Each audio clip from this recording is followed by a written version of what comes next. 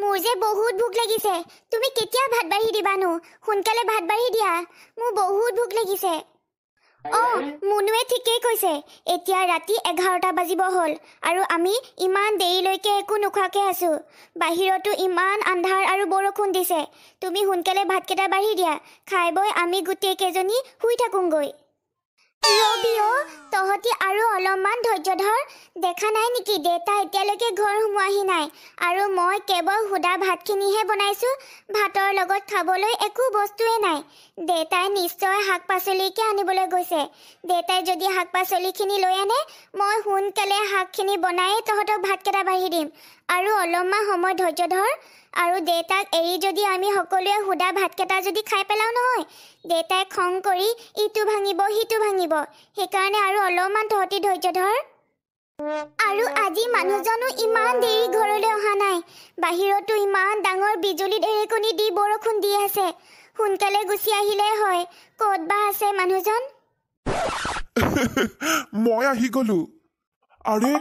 আৰে ঘৰটো ইমান ঘূৰিছে আৰু লগতে মোৰ মূৰটো ইমান ঘূৰিছে মোৰ কিবা এটা হৈছে মই সকলোবোৰ কথা গম পালো তহঁতি মোক ঘৰলৈ অহাটো অলপো নিবিচাৰ সেইকাৰণে গোটেই কেইজনী মিলি ঘৰটো হিলাই দিছ যাতে মই ঘৰৰ পৰা সোনকালে ওলাই যাওঁ তহঁতি কৰি থকা এইবোৰ ষড়যন্ত্ৰ মই ভালকে গম পাওঁ গম পাইছ আপোনাৰ হৈছে কি আপুনি সদায় এইবোৰ খাই সদায় নতুন নতুন নাটক কৰি থাকে এইবোৰকে চাই থাকিম নেকি আৰু ছোৱালীকেইজনীয়ে এতিয়ালৈকে খোৱাই নাই একো এটা বস্তু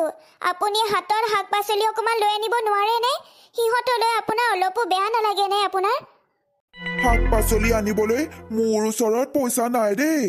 তহঁত কেইজনীক মই শাক পাচলি আনি খুৱাই থাকিবও নোৱাৰো তহঁতক খুৱাইও একো লাভ নাই মোৰ যদি আজি এটা ল'ৰা সন্তান থকা হলে সি মোক কমাই মেলি কষ্ট কৰি খুৱাই থাকিলেহেঁতেন ওৰে জীৱন কিন্তু এই ছোৱালীকেইজনী মোক একোৱে সহায় নকৰে সেইকাৰণে মই সিহঁতক ভাল ভাল বস্তু খুৱাবলৈও নাই আপুনি কিয় এনেকে কথা কৈছে মদ খাবলৈ দেখোন আপোনাৰ ওচৰত পইচা সদায় থাকে কিন্তু ঘৰলৈ খোৱা বস্তু এটাহে আনিব নোৱাৰে মই লোকৰ ঘৰত কাম কৰি যিখিনি পইচা পাওঁ সেইখিনি পইচাৰে ঘৰলৈ খোৱা বস্তুকে লৈ আনো আপুনি দেখোন একো বস্তুৱে নানে ঘৰখনৰ প্ৰতি আৰু ছোৱালীকেইজনীৰ প্ৰতি অলপো আপোনাৰ মৰমে নাই মই তহঁতৰ কাৰণে একো খোৱা বস্তু নানো আৰু কেতিয়াও নানো কি দৰকাৰ তহঁতৰ কাৰণে খোৱা বস্তু আনিবৰ কাৰণে আৰু আজিৰ পৰা মই এখন ঘৰলৈও কেতিয়াও নাহো তহঁতক মই এৰি দিলো তহঁতি কেনেকে খাই জীয়াই থাকিবি মোক আৰু কেতিয়াও নিবিচাৰিবি আৰু মোক বিচাৰি ক'তো তহঁতি নাযাবি মই তহঁতক এৰি দিলো আৰু মই এখন ঘৰলৈ কেতিয়াও নাহো দেউতা তুমি তেনেকুৱা নকৰিবা তুমি আমাক এৰি ক'তো নাযাবা তুমি আমাক এৰি গ'লে আমি কাক দেউতা বুলি মাতিম আৰু আমি লাহে লাহে ডাঙৰ হৈ আহিছো নহয় তুমি চিন্তা নকৰিবা আমিও মাৰ লগতে লোকৰ ঘৰলৈ গৈ গৈ কাম কৰিম আৰু যিমান পইচা পাম গোটেই পইচাই তোমাকে দিম তুমি আমাক খং কৰি নাথাকিবা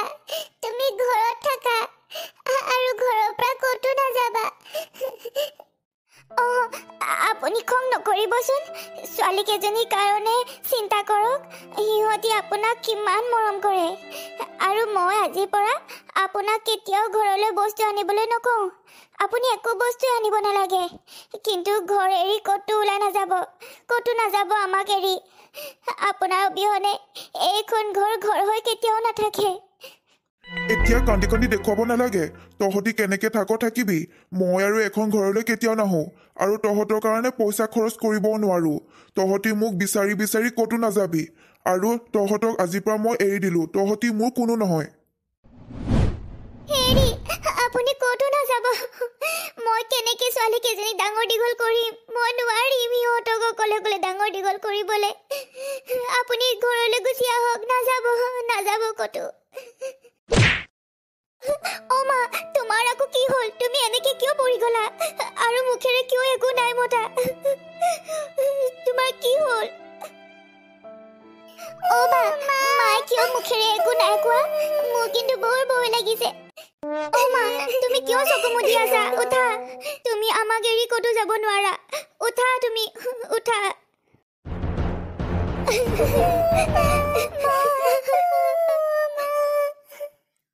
ভণ্টি বৈ আমি ঘৰলৈ যাওঁগৈ ইয়াত আমি মাকে কান্দি থাকিলেও এতিয়া মা আমাৰ ওচৰলৈ কেতিয়াও নাহে বৈ আমি ঘৰলৈ যাওঁগৈ ইমান বৰষুণত আমি তিতি থাকিলে আমাৰ সকলোৰে গা বেয়া হ'ব হেৰি শুনিছে আমি এই ঘৰটো ভাঙি ইয়াত ডাঙৰ বিল্ডিং বনাম আৰু যদি আমি ডাঙৰ বিল্ডিং বনাওঁ তেতিয়া বহুত ভাড়া ঘৰ পাম আৰু বহুত পইচাও পাম তুমি ঠিকেই কৈছা আমি এই ঘৰটো ভাঙি ইয়াত ডাঙৰ বিল্ডিং বনাব লাগিব আৰু জানানে এই ঘৰটোক আমি মিছাতে ভাড়া দি আছো ৩-৪ মাহ হৈ গ'ল এতিয়ালৈকে মোৰ হাতত ঘৰ ভাড়াই পোৱা নাই সেইকাৰণে এই ঘৰটো খালী কৰি দিব লাগিব কি আপুনি ইমান দিন ঘৰ ভাড়াই কি পোৱা নাই তেনেহ'লেচোন আমাৰ বহুত ডাঙৰ লোকচান হৈ আছে আমি যদি এইটো ঘৰ ভাঙি বিল্ডিং বনাই দিওঁ তেতিয়া আমি সদায় ঘৰ ভাড়া পাম এই মানুহ ঘৰক আমি ঘৰৰ পৰা উলিয়াই দিব লাগিব এনেকৈ ভাড়া নিদিয়া মানুহক ঘৰত ৰাখি লাভ নাই আৰু শুনক আজিয়ে এই ঘৰ মানুহক ঘৰৰ পৰা উলিয়াই দিয়ক মিছাতে ঘৰত ৰাখি একো লাভ নাই সোনকালে উলিয়াই দিয়ক বৰদেউতা আপুনি কেতিয়া আহিলে আপুনি বহুত সময় চাগে ইয়াতে ৰখি আছে নিশ্চয় আপুনি মাৰ খবৰটো পাই খবৰ কৰিবলৈ আহিছে আহক ভিতৰলৈ আহক তহঁতৰ মাৰ আকৌ কি হ'ল বেমাৰ হৈছে নেকি বেমাৰ হৈছে যদি মই ঘৰৰ ভিতৰলৈ নাযাওঁ নহ'লে গোটেই বেমাৰবোৰ মোৰ গাতে বিয়পি যাব নহয় বৰমা মা নাই নহয় মা ঢুকালে আৰু দেউতাও ঘৰ এৰি গুচি গ'ল সেইকাৰণে আমি এতিয়া একেবাৰে অকলশৰীয়া হৈ গ'লো সেইটো কথা মানে তেনেহ'লে তহঁতি সোনকালে ঘৰৰ ভিতৰত যি প্ৰয়োজনীয় বস্তু আছে গোটেইবোৰ বাহিৰলৈ উলিয়াই লৈ আন আৰু আজিৰ পৰা এইটো ঘৰত তহঁতি থাকিব নালাগে কাৰণ মই ৰাখিব নোৱাৰো ইমান দিন ঘৰ ভাড়া পোৱা নাই আৰু এতিয়া তহঁতি সৰু সৰু ছোৱালীবোৰেনো ক'ৰ পৰা মোক ঘৰ ভাড়া দিব পাৰিবি কেতিয়াও নাপাম সেইকাৰণে তহঁতি আজিৰ পৰা বেলেগ ক'ৰবাত থাকিবি যা বৰদেউতা আপুনি তেনেকুৱা নকৰিব আমাক যদি ঘৰৰ পৰা উলিয়াই দিয়ে আমি ক'ত থাকিম আমাক কিছুদিনৰ সময় দিয়ক মই কাম কৰিবলৈ ওলাই যাম আৰু পইচা গোট খালেই মই আপোনাক সকলোখিনি পইচাই দি দিম আপুনি আমাক ঘৰৰ পৰা উলিয়াই নিদিব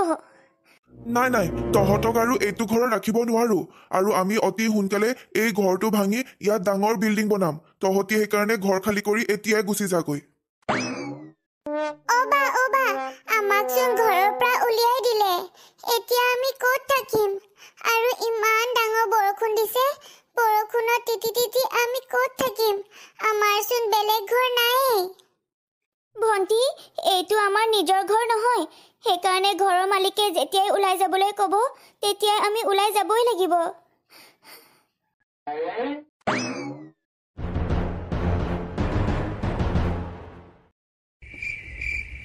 জোনালী বা মোৰো বহুত টোপনি ধৰিছে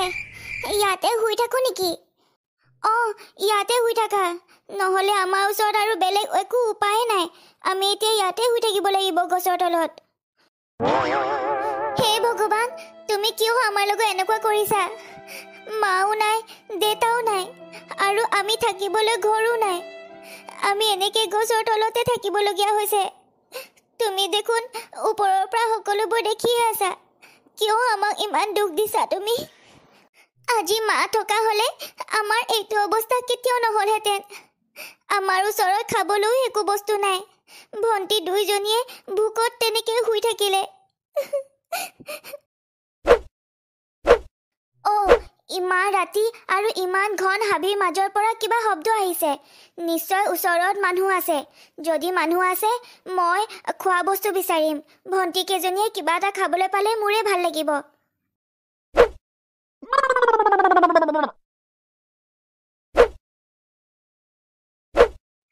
আপুনি কোন হয় আৰু ইমান অকণমানি গছজোপা কাটি দিছে যে এইজোপা গছ নাকাটিব এইজোপাচোন বহুত ডাঙৰ গছ হ'ব আপুনি নাকাটিব মোক কাঠ খৰিৰ বহুত প্ৰয়োজন হৈছে বজাৰৰ পৰা কিনিবলৈ আমাৰ ওচৰত পইচা ইমান নাই যদি মোৰ ওচৰত খৰি নাথাকে তেতিয়া ভাত কেইটানো কেনেকৈ বনাই খাম আপোনাক যদি কাঠখৰিৰ ইমানেই প্ৰয়োজন হৈছে তেনেহ'লে আপুনি শুকান কাঠৰ গছ কাটক এইজোপা গছ একেবাৰে অকণমানি এইজোপা গছ নাকাটিব এইজোপা গছতো আমাৰ নিচিনা জীৱ থাকে যদি আপুনি কাটি পেলাই কিমান কষ্ট পাব নাকাটিব আৰু এনেকুৱা গছ যদি আপুনি কাটি লৈ যায় তেতিয়াচোন জুয়ে নজ্বলিব আৰু এইকেইদিন ইমানেই বৰষুণ দিছে কাঠ কেনেকৈ শুকাব তুমি ঠিকেই কৈছা এইজোপা গছ কাটিলেচোন জুয়ে নজ্বলিব এইটো কথা মই ভবাই নাছিলো মই এতিয়া শুকান গছৰ কাঠকে কাটোংগৈ তুমি ক'ৰ পৰা আহিছা আৰু কোন হয় মই নাজানো কিন্তু মোক যে নতুন এটা জীৱন দিয়াৰ বাবে তোমাক কেনেকে যে ধন্যবাদ দিওঁ ভাবিয়ে পোৱা নাই এইজোপা দেখোন কথা ক'ব পৰা গছ এনেকুৱা গছো যে পৃথিৱীত থাকে কেতিয়াও মই দেখি পোৱা নাই আজিহে দেখিছো এই হাবিৰ মাজত মই কথাও ক'ব পাৰো আৰু বস্তুও দিব পাৰো মই হৈছো এজোপা যাদুকৰী গছ তুমি মোৰ পৰা যি বস্তু বিচাৰা মই সকলো বস্তুৱে দিব পাৰিম আমাৰ ঘৰ নাই থাকিবৰ কাৰণে যিটো ঘৰত আছিলো সেইটো ঘৰৰ পৰা আমাক উলিয়াই দিলে এতিয়া ভণ্টি দুজনীৰ লগত আমি বেলেগ গছ এজোপাৰ তলতে আছো তুমি চিন্তাই নকৰিবা তুমি মোক নতুন এটা জীৱন দিলা সেইকাৰণে ময়ো তোমাক ধুনীয়া এটা কাগজৰ ঘৰ দিম যিটো ঘৰ পানীত কেতিয়াও তিতি নাযায়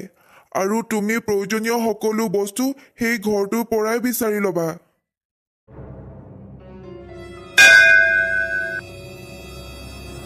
ভণ্টি কেইজনী কিয়ালৈকে লৈ আনো সিহঁতি ঘৰটো দেখি বহুত ভাল পাব